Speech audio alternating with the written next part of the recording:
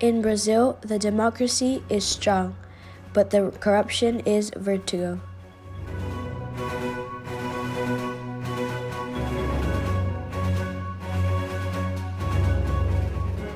After being controlled by the biggest corrupted liar in Brazil history, Luiz Inácio Lula da Silva, and his gang of thugs.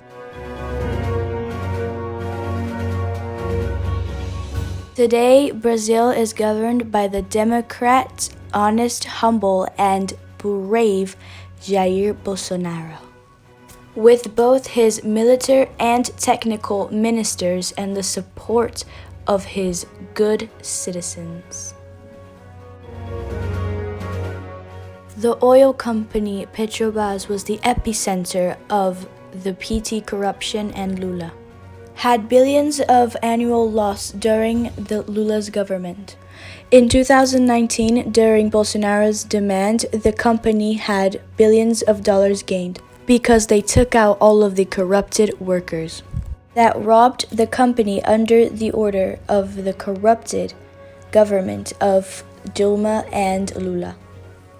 In 2019, all the companies achieved the most gain they ever have before, because the corrupted were all fired. Bolsonaro and the minister Tarcísio finished the pavement of the highway BR-163 that was abandoned for 44 years by the government of Lula and PT. This road gave good conditions for the farmers to transport all their food and crops. Millions of kilometers of highways are being constructed or reconstructed by the engineering of the Brazilian army, with low costs to the contributors and taxpayers in Brazil.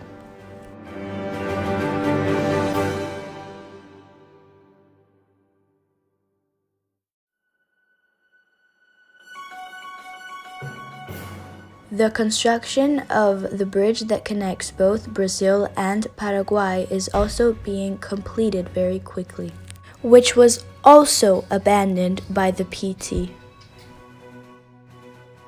The transposition of the river São Francisco to Ceará was also abandoned by the government of Lula.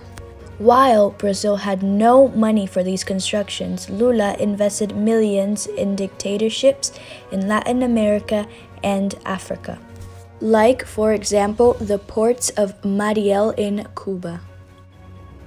Brazil gave millions of dollars to the Cuban regime, and it was all stolen from the Brazilian people to sustain the evil regime of the family Castro. But luckily to the northern people, Bolsonaro and the minister Tarcísio finished the transposition of the river in 1 year. Beyond the port of Mariel, Lula robbed the Brazilian people to build the metro of Caracas in Venezuela, the bridge of the river Orinoco in Venezuela,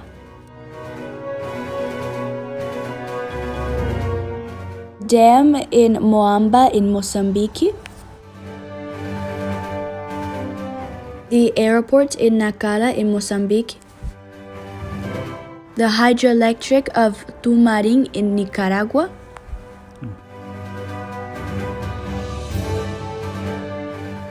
the hydroelectric of Lauca in Angola, highway from Luanda to Kimfangondo,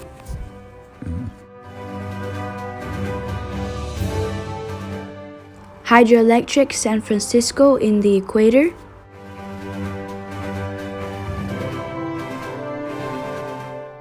hydroelectric Manduriaco in the equator, and many other constructions around the world.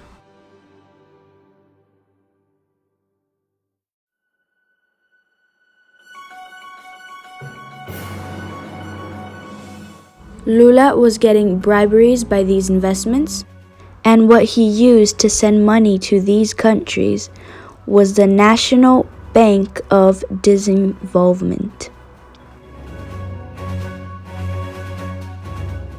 The Bolsonaro government auctioned and is auctioning private enterprises to the constructions of cargo and passenger terminals, and remaking all the airports that sucked, to give comfort and safety to all their passengers.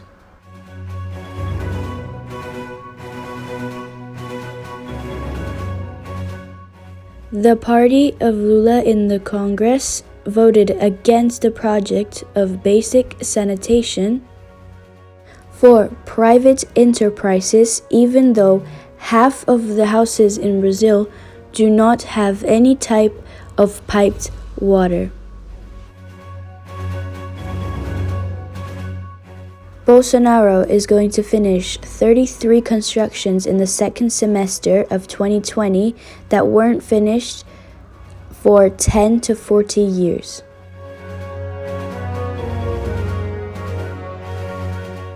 The schools that were vandalized, graffitied, and also used for drugs for students that were educated by communist teachers are turning into extremely decent places for students who want to study and have a future career. Civic and military schools are being created to benefit the education and discipline. Because of COVID-19, Bolsonaro is giving emergency money to more than 60 million Brazilian people until December, to try and decrease the suffering that disemployment and hunger can give to the people, especially if they are poor and humble. Lula was condemned by law for corruption for buying this apartment. The constructor company is OAS, who was a partner of Lula in public bidding fraud of constructions of the government.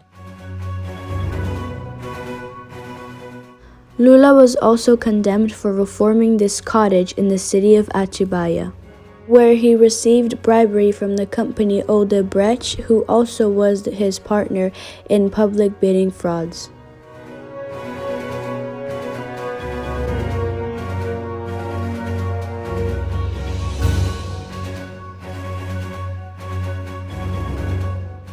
Lula was also accused by ex-minister Antonio Palocci of money laundering and influence peddling in the buying of 36 Gripen fighter planes by Dilma Rousseff.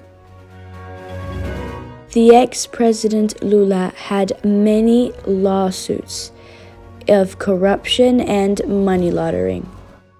He was condemned for 2, but is not yet arrested because in Brazil the laws were made to defend the thieves. But no jail time he does can pay for what he has done to millions of poor people that he harmed by robbing more than $300 billion from Brazil, with his group of communist thugs that are either arrested or being prosecuted. While all of this, the people are making demonstrations to defend Brazil and Bolsonaro's government from the fake attacks of the communists and the corrupted. In any place of Brazil, the people are ready to defend Bolsonaro's government from its worst enemy, the corruption.